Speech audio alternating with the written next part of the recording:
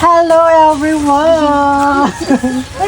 Ayan, so for today's video, babalik na naman yung kapatid ko pupuntang Burawin. Kasi nga, Lunes ngayon, walang klase na suspended. Mabuti na lang, di ba? Kasi sobrang ulan kaninang umaga, kaya ngayon na lang siya babalik.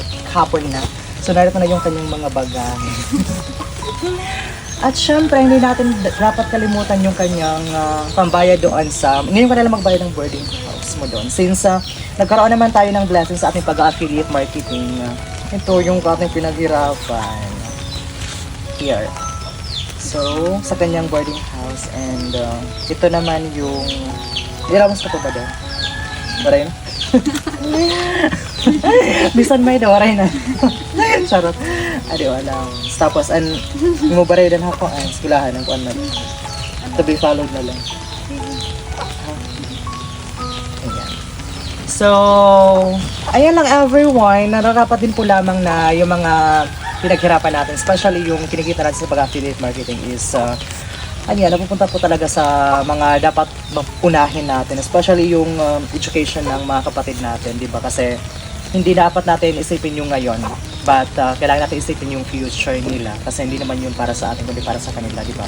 Kasi alam naman natin na yung investment na yan is makakatulong din po talaga yan para sa family din po namin in the near future, di ba? If maging successful lang po tayo. So, what can you say about the blessings that we had right now? Siyempre, thankful kami kay Lord. Siyempre, sa kanya, sa effort and sacrifices. Thank you so much for being provider. Wow! So, galing lang lahat yan kay Lord. Ako lang po yung isa sa mga instrumento para of course makatulong dito sa kanila. So, I think hanggang dito na lang po muna tayo kasi umuulan na naman guys. Grabe talaga yung panahon dito sa Leyte. Sobrang maulan. Tapos may bagyo, di ba? Low pressure area. Ayan. So, once again, hanggang dito na lang po muna tayo. Thank you so much everyone for watching. See you again in our next video. Bye-bye! Pupurihin ka sa awin, itataas ang aking tindig, tatanghal sa buhay ko'y tanging ikaw, O Diyos.